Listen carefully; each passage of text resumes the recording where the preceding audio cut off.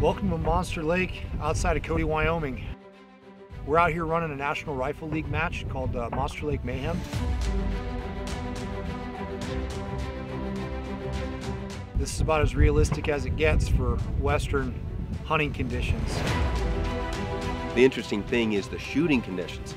We got canyon, we got big winds, we got, shooting across big valleys.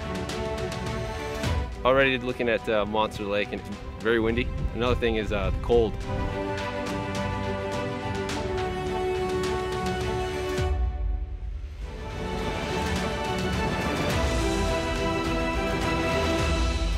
Welcome to Long Range Pursuit.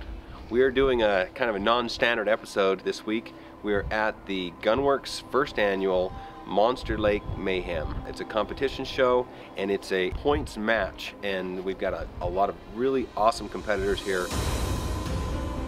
It's our first NRL, National Rifle League match, and it's a points match, and it's tough. We've got some awesome wind and some challenging conditions. Impact! The Long Range University for us has been probably the most effective medium to exposing individuals to shooting long range and how easy it is to do. This competition here today is part of a new segment of our Long Range University curriculum focused on competition shooting. The purpose of the Long Range University is to really create the most effective, confident, and well-rounded hunter.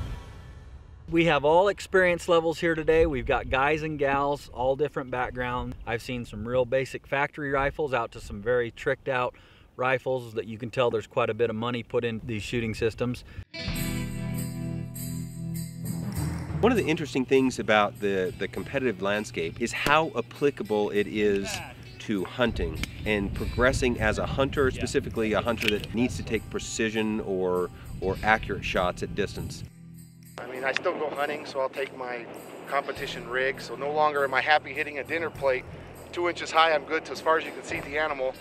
Now I have a bipod and I dial everything. I know exactly where I'm shooting, and it's a whole different world for hunting.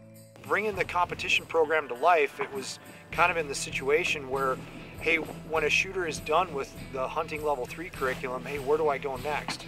Well, you're going to go over here to the competition level 1 through level 3 program so that you can really hone those skills and understand how your equipment functions and how you function under that time stress, so that when you are in the field condition and you do have that sheep in front of you at 600 or 700 yards, and that's as close as you can get, you have the confidence in your abilities to make that shot happen under a time crunch.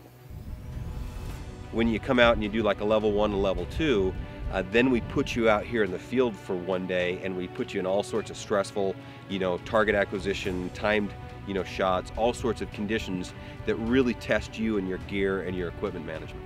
Competition really has a significant place in the training and preparation for people to go out and hunt. The stress part especially, when you get an animal that's walking away from you or moving, it's just like being under a shot clock that these guys are here today.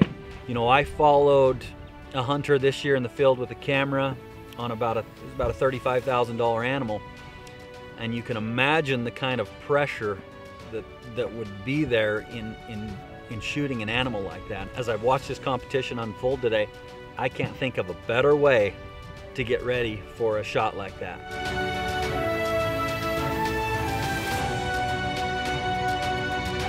Our biggest prizes are obviously coming from Gunwerks, from HS Precision, from Howa, being that they're putting full rifle builds on the table. So the first 4 or 5 top finishers are going to walk to some very nice prizes and a very generous financial donation, contribution from Gunwerks, as well as the standard NRL match price money as well.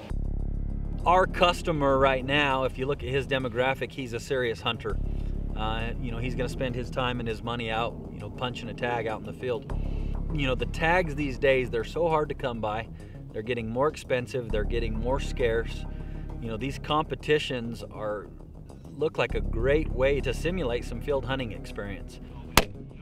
Impact! The type of competition shooter that comes out here it's pretty diverse. Semi-professional sponsored shooters that are extraordinarily competitive, and you can have people that are just coming out here to learn and take their training and their skill level to the next level. There's some high scoring stages out there and there's some medium scoring stages out there, okay? All your shooting equipment has to be supported by the net. You got a minute 45, good? Your second target, you follow it all the way to the right. This one, and anything up here, okay? They get a point every time they hit something. The great part about this sport is everybody's here to, number one, have fun. Even though there can be a lot on the line when it comes to these competitions, and there can be a lot at stake for the people who are going to come home with the number one trophy.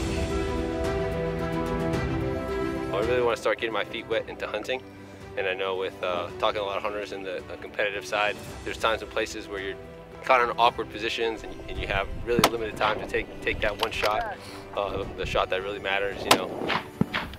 The biggest thing, 80% mental. People get caught up in their gear and they think it's the scope, they think it's their load, they think it's the trigger, they think it's the bolt, they think it's the wind, and 80 to 95% of the time it's just your head. This will be my 6th match, I believe. I started out just kind of shooting longer range stuff, milk jug style shoots and small targets long ways. I kind of got bored with it and like, hey, let's go compete with some stuff. And it's more difficult, it's harder, it's challenging. You got to solve problems actively. Say we got winds from 10 probably to 20 on the high side. I don't know if it'll get much higher as the day goes on. It probably won't. So hopefully you just get in a string where you can shoot fast on a consistent wind, and if it doesn't, you got to be able to pick it up fast, and you'll be able to handle those two things, you'll do all right. Get back.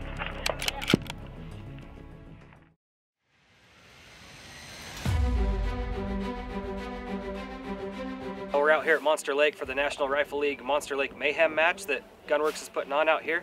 We got 100 guys out here practicing shooting from compromised shooting positions off of rails, off of fence posts, off of rocks, just compromised positions that you might find yourself in out in the field. The competition shows you what it's like to be under a time limit. It shows you what it's like to get into a really awkward, unusual shooting position and make it happen. Some guys are shooting out of a squeeze pen today, over a corral. I mean, you just have a bunch of awkward situations, which if you spend any time out hunting in the west and in the mountains, a lot of times we don't get to just lay on a nice flat, piece of ground and shoot. As hunters, we need to be ethical in our kills. You don't shoot off a bench when you're hunting. It's all positional, so it makes me a better hunter. So I was kind of watching how people would like preload the rifle on top of the rock and get a decent bag behind them. One, they mainly focus on getting a strong foothold, and that way they could just focus on getting that nice clean shot. If I do this a little differently, I can put this here, get more comfortable, build a good solid, rock solid position, and just roll with it and adjust as I need to on the fly. I'm only beginning to scratch the surface on what I know and how I can utilize my gear. But in situations where we have trained instructions, set time, rounds down range, it definitely helps improve just getting that memory down. I can be behind the rifle, but I can't watch myself and what I'm doing wrong. I highly recommend taking classes. People can watch you and you progress much quicker. I can send thousands of rounds and do it wrong all day long. I can go take a class for 200-300 rounds, a couple $100, and I'm a much better shooter from it. Definitely learning how to utilize the right gear in the right circumstances, what's essential, what's not, and how I can use my gear to the best of its capabilities. Being out here in these realistic conditions, this is an area where we run our level 3 training program. This is all field shooting. If you want to take yourself to the next level in this sport, participating in a competition where you're keeping score and where you're putting up match fees, it really sets a tone and it makes your training more significant, and it teaches you and helps you progress in your abilities to set up and take difficult shots. Basically, it was a tripod stage, so we wanted to get as low as possible and a little bit of a rear support in there. Don't want to get too low because as you transition up the hill, you're not going to be able to get a good stable platform to get to those higher elevated targets.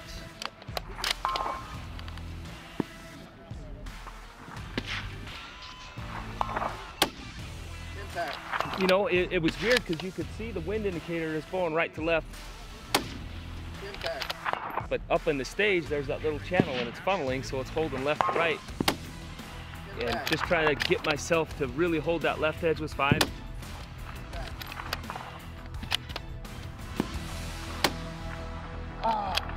Yeah, that one I missed, I could see on the third target, I was holding left edge and I hit the very right edge of the plate and I should have came just slightly off. And I ran 7 out of 8, so I'm happy with that. There's a group of guys that look like they're very passionate about what they do.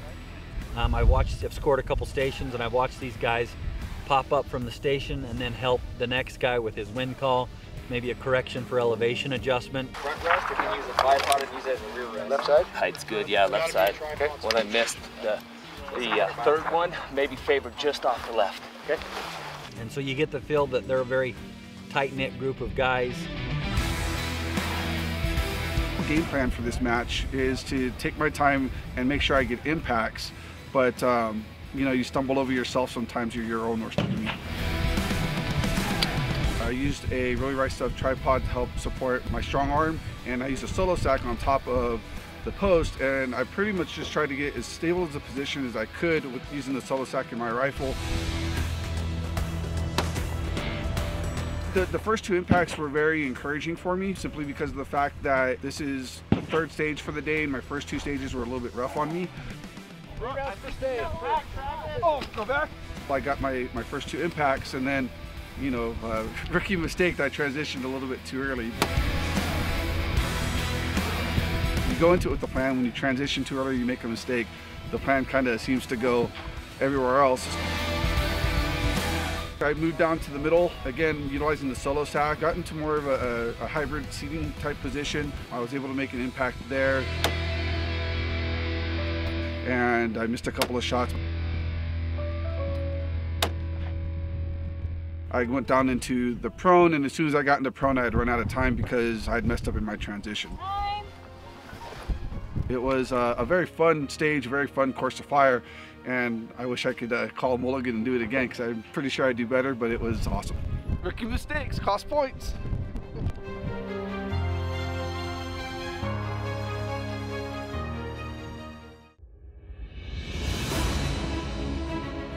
Today we're out here at the Cody Shooting Complex, which is a local venue just outside of Cody, Wyoming. The targets are going to be closer.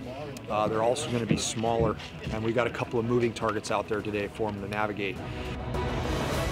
We're going to shorten the time limits up on the shooters. That's going to make the shooters manage their equipment way more effectively.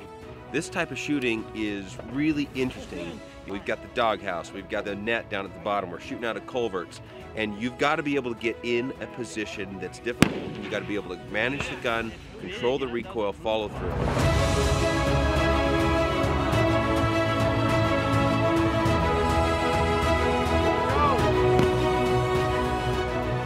I knew it was going to be low, wide stance, pulling the gun in. If you can grab a tire and either push into it or pull into it, that'll help you with that recoil so that it's not just bouncing a whole bunch. Take my time, man. You get in there and you get in your head and you start rolling through.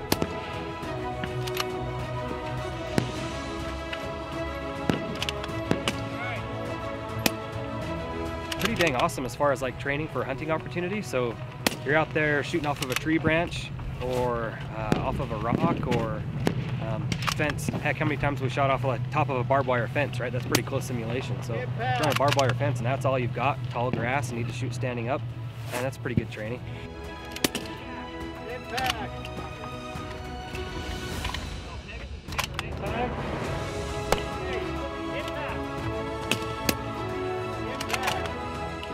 Pulling the trigger a little bit too fast.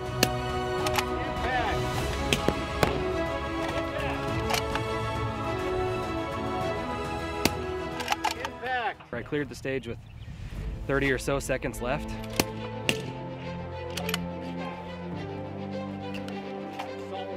Way to finish. And I could have spent that time being a little bit more careful. That's rough, man. Whew. Ended up getting 5 out of 10. You were flying, you still had like 24 seconds.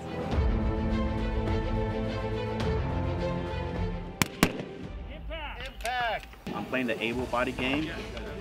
Trying to get as comfortable as I can without making it easy. Get on my right side.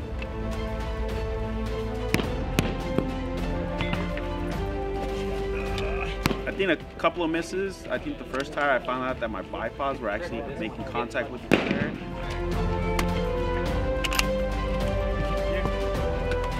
What's my time? 27 seconds. Huh? 27? 22. So I just kind of want to use the bag to support it. 10 seconds.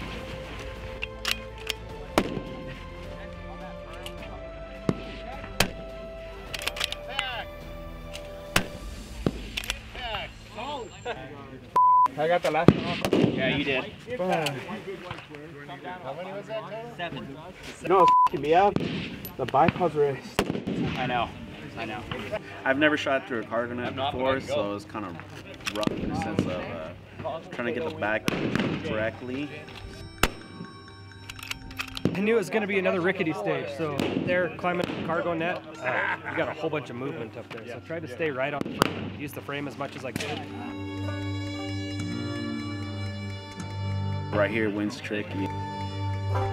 Out of all the stages it's been, it's all of a sudden just dies on me. Got up on top, threw my game changer bag up on there, and got another big bag to try to get my elbow for rear support into that steel frame. Super solid. Still below average on this stage, worst one of the day, but gotta move forward. Oh my God. How many rounds I have left? 2 more rounds. Huh? 2. Time management again, man. I'm up there, left 20-something seconds on the table that I could have used to engage targets that I just rushed through. You had plenty of time on those last few.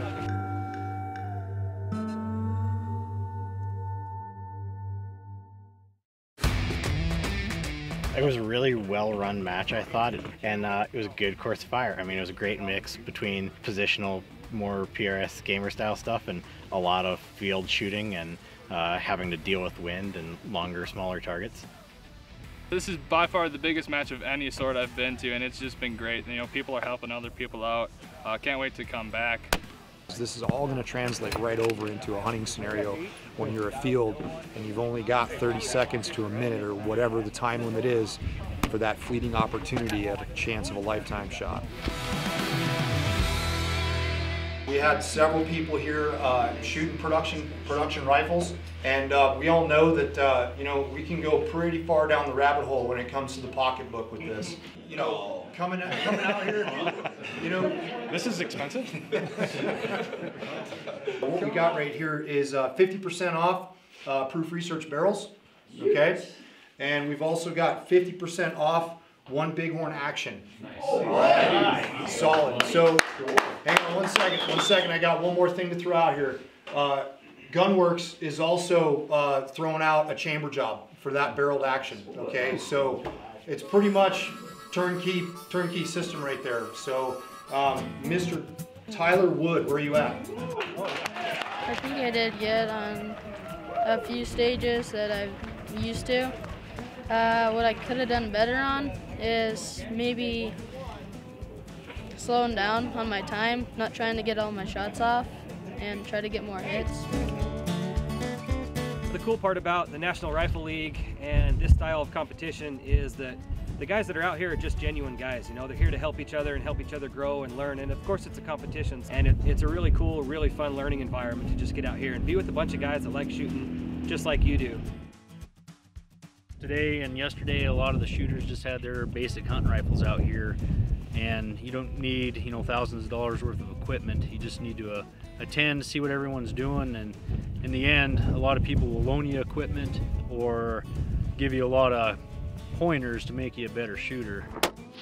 I'm more comfortable out of position. I can take better shots. Everything we do here is a play on the fundamentals. The better you master them, the better off you are. For me, with my rifle, it has a real hard time finding impacts through my scope. Don't have a muzzle brake or anything like that, so kind of relying on trying to keep that rifle down, seeing where I'm hitting. Kind of hard without some of that better equipment, but still trying to keep pace with some of the other guys. You don't need this style, you know, high dollar equipment to come play. Just come do it. It's fun. Even a bad day out here is a great day Number 2, with 153, Carl Ross.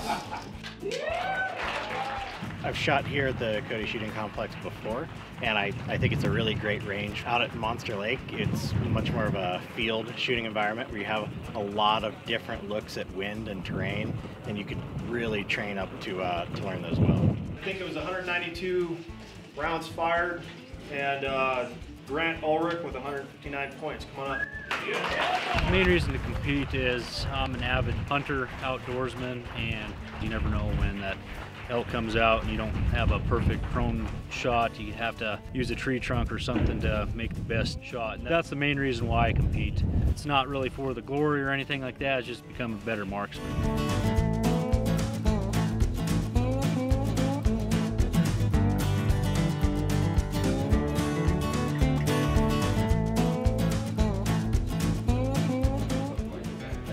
Does that mean the after party's at your shop tonight?